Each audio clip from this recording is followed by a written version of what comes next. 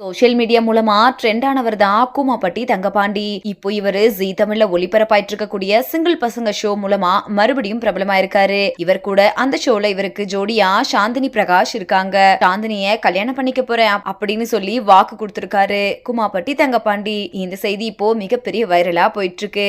மேலும் தங்கபாண்டி என்னெல்லாம் சொல்லியிருக்காரு அப்படின்றத பத்தி நம்ம இப்ப இந்த வீடியோல தெளிவா பார்க்கலாம். கூமாப்பட்டி தங்கபாண்டி தன்னோட கிராமத்து வீடியோவை எடுத்து ரொம்பவே பிரபலமானவரு. அதுக்கு பின்னாடிதான் இவருக்கு ஜீ தமிழ்ல சிங்கிள் பசங்க ஷோல வாய்ப்பு கிடைச்சது. அவருடைய புகழ் தன்னோட கிராமத்துல இருந்து தமிழகம் முழுக்க பரவி தங்கபாண்டியோட வீடியோவால அவருடைய சொந்த ஊரான கூமாப்பட்டிக்கு 10 கோடி ரூபாய் நிதி ஒதுக்கப்பட்டிருக்கிறதாவும் அதுக்காக அவரு அரசு அதிகாரிகளுக்கு நன்றி தெரிவிக்க அழைக்கப்பட்டதாகவும் சொன்னாரு. அந்த வெற்றியை அவருடைய குடும்பத்தாரும் கிராம மக்களும் கொண்டாடிட்டு வராங்க.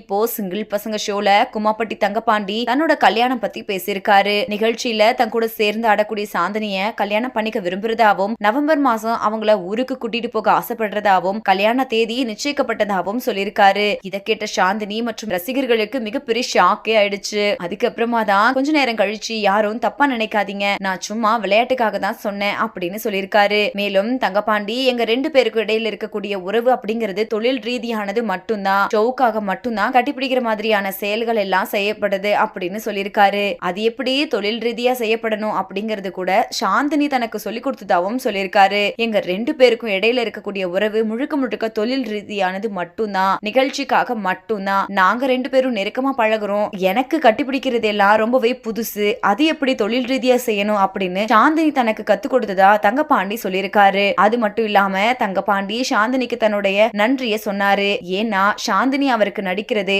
மேடையில பேசுறது, அப்புறம் இங்க இருக்கிறவங்க கூட பழகுறது மாதிரியான விஷயங்களை கத்து கொடுத்ததா சொன்னாரு. அது மட்டும் இல்லாம தன்னோட கூச்சத்தை போக்கி தனக்கு தன்னம்பிக்கையை வளர்க்கறதுக்கு சாந்தினி ரொம்பவே உதவியா இருந்ததாகவும் சொன்னாரு. மேலும் எங்க 2 பேருக்கும் இவ்வளவு லவ் அண்ட் சப்போர்ட் கொடுக்கிற மக்களுக்கு மிகவும் நன்றி அப்படின்னு சொல்லி முடிச்சிருக்காரு. இந்த வீடியோவை பார்த்துட்டு இருக்கிற நீங்க தங்கபாண்டியன் சொல்லி இருக்கிற இந்த விஷயத்த பத்தி நீங்க என்ன நினைக்கிறீங்க அப்படின்னு உங்களோட கருத்துக்களை கீழே உள்ள கமெண்ட் செக்ஷன்ல ஷேர் பண்ணுங்க.